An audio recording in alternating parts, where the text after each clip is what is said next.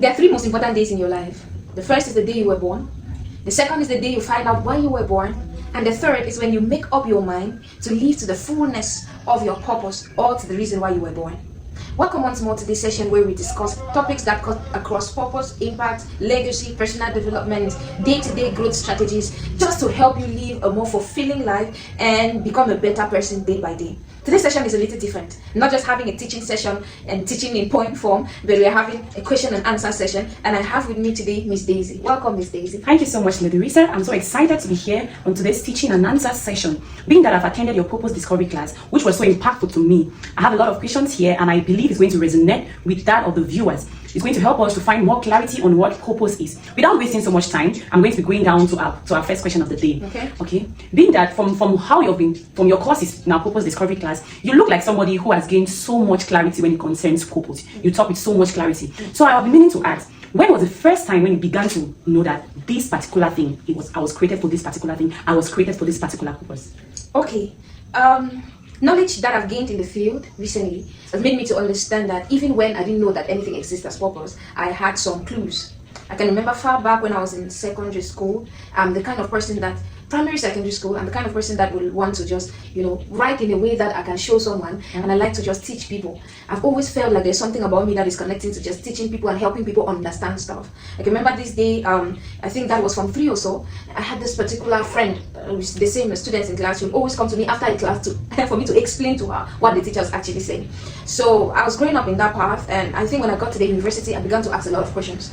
Yeah, a lot of questions about why are things the way they are, why is my life the way it is, and in the midst of asking those questions, I started getting some clarity, and now I see that the Lord started leading me to paths and to people that would help me discover or gain the knowledge that I need to get for me to get clarity. So at that point I felt like there is something, and I'm going to look for it, and I'm going to find it. So you're trying to tell us, let us look back on what we were so passionate back when while we were growing. Is that what you're trying to say? Yes, you can look back to what you'll be passionate about, and those are clues. Yeah. Thank you so much, ma'am. Now, people say passion. Follow your passion. What are you passionate about? But at some point, sometimes passion fades. You discover that maybe what you were passionate about 2 years back, you're not passionate about it again. So how do you differentiate your passion, like what you're truly called for, and what maybe you just enjoy for a particular season, what you're passionate about for a particular season? How do you differentiate that? That's a powerful question. Thank you so much. Because we've had people who get excited about certain endeavors, and as you begin to grow or change environments and places, that excitement dies down. So purpose is very different from passion.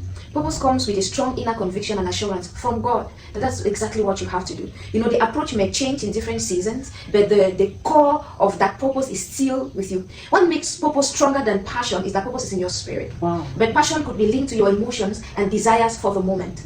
But purpose is something that is resident in your spirit, and so it can't go away no matter the challenge or what you face. But you see, with passion, just the excitement to carry out a certain activity could die down. You need passion to fulfill purpose though, because passion then acts as the fuel. Passion is just a fuel. And what's the use of having a fuel when you don't even have a car? You see, so purpose puts you in the place where passion becomes useful. Yeah, so that's where the difference is. So let us look at what remains in us, no matter the ups and downs. Let us look at the main thing that remains in us. Of course. Okay, ma'am. The next question. Sometimes, how do you know? What do you do when you're falling off track? When you're disaligned? How do you come on falling back on that same track? Okay. Have I been off track? Yes, many times. There are times when my desires and my ambition has been trying to battle with the place of purpose, and there are times when I've been really stopped. And there's this particular instance that I always share. There was a time I was stopped for about 2 years. I didn't know what to do with the next step to take, and we gathered friends, like three of us. We were having an all-night prayer session. And immediately I started worshiping to pray. God began to minister to my spirit, and he said, this is not the assignment I sent you to do. Wow. It was at that point I realized that I was so active in the field, so busy and carrying out different activities, but I was not in purpose, because the focus I had to do, I had shifted from it. I was not focusing on seeing where I fit in sustainable development goals, next plan of action, how I can combat this, but that's not what the Lord had given me at first. So there are seasons like that. There are also seasons when I've taken steps that I was not supposed to take, maybe emotionally or out of ignorance and all of that. But God in His mercy always has a way He brings us back on track. And I will credit my constant alignment, even when I feel disaligned, to my mentor and his teachings. There are times when I just sit and listen to him teach. I'm like, oh my God, how was I so wrong and I didn't even know it? You see, so yes, Though we teach that purpose comes with clarity, I get to understand that there are times when you could be shaky because of different factors, and that's where your guide, who is your mentor or your teacher, comes in to put you back on track. And the Holy Spirit, oh, he's doing a good job. It's my senior partner, and he always has a way he makes me know when I'm off track and bring me back on track. Yeah. Thank you so much, ma'am. So right now, how will you define purpose in your everyday life? How would I define purpose? Oh, I feel like I'm about to teach an entire course. Wow. But I have a 21 days explicit purpose discovery training that I put on Telegram, and I'm hoping to complete a book on it soon for more clarity. But if you've gone through the course, I explained there well that purpose is the reason why you were created. Yeah. Purpose is your why. Why am I really alive? I always say God did not create anyone to occupy space. Oh. There's no one here occupying space. Right. God is not a waster of resources. Before you were born, there was a need. Yeah. God will not send you to come here and find out why you were born. Before the phone was created, there was a need. Before water was bottled, there was a need. Yeah. People wanted to preserve water in a way that they could travel with it and it doesn't spill or something. Before the manufacturer started the work, there was a need. So before God, our manufacturer, went to the manufacturing room to create the product Daisy, there was a need. And so he created you to respond to that need. So the purpose, your purpose is why you were created. So you've got to understand why you were created so that you get to fulfill it within the time frame that you have on the earth realm and go back to wherever you came from. So purpose generally is why am I here? Why am I on earth? If God is the manufacturer, I am the product, and earth is the company. So why am I here? What's my work in this company? Yes. Thank you so much, ma. You're welcome. So now, people say legacy begins when you're dead. Yeah. We have that ideology. Legacy begins when you're dead. How do you live your everyday life knowing that you want to create a legacy? Oh, yeah, I've heard that. That your legacy begins when you're dead, but legacy is a byproduct of a purposeful and impactful life. A byproduct. Yes. Wow. If you are living in purpose and you're creating impact, what is left of your work becomes your legacy. What is left behind from what you've been able to do. Yes. So you will not necessarily need to go to a class to learn step by step on how to create a legacy. Yeah. If you live a purpose-driven life, you're fulfilling your purpose, you're doing your assignment on earth, you will be able to leave traces that becomes your legacy. Wow. So a legacy is a byproduct of a purpose-driven life. Yes. The byproduct of your purpose-driven life. Yes. In simple terms. In this context, yes. Okay. Thank you so much, ma'am. Thank you so much for clarifying us, making us to find to find purpose, to discover why we are here on earth. Thank you so much. So now our next question is going to be, how has your faith helped you to make decisions in your personal life, your career life? How's your faith helped you? That's an interesting question. And also because I've seen many people who are in this field, but they never talk much about the role of spirituality and faith in the decision making and everything. I cannot separate my life decisions, impact or results from what I've believed in. Yeah. So my daily motivation is my faith, my connection with God, and the role of the Spirit of God in my life. My purpose is from God. You know, everything that comes from God, you need God to understand it. Yeah. You need God to live it. You need God to interpret it and all of that. So I always ask this question, like those who don't know God, how do they live life? Because it should be very difficult for you if you don't know God. God, how do I explain this? Having God makes life so easy. That's right, Makes ma'am. decision making so easy. It makes alignment so easy.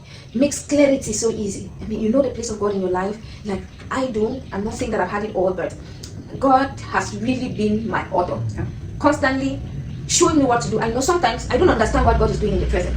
But when I look back, I see how He strategically led me to this place, to that place, to this person, to this person. That's right. Then I understand. That's what brought me to the conclusion that we always understand life from behind. A reverse method of understanding life. True, because when I look back, I see how God has really been connecting me. Even decisions I felt like I made these decisions on my own, but it's actually been God from day one. The steps I've been able to take, I literally ask God what to do, what to talk about, and I have some of my favorite songs I sing maybe in my heart, or favorite prayers I make even before I climb the stage. Like I'm a vessel in your hands, and this is what you want to do. If you want to glorify yourself, I'm here. You know, I know that you want to glorify yourself, and I'm just here, so just use me and do what you want to do. Yeah, so I cannot disconnect my faith, and I know you're talking about God's place in my life from what I'm doing or what I've been able to do. So in addition to what, I have one thing I want to ask. What can you tell people that you see them, they're so impactful, they're trying to create impacts, but they're disconnecting from their faith? What one word can you tell them? Oh, they will come back. God is merciful. God is merciful. If at some point you get overwhelmed by your desires and what you want to do, at some point you are under pressure, you feel like I really want to maybe get money or get married or get this, and it's shifting you away from your purpose or what you want to accomplish.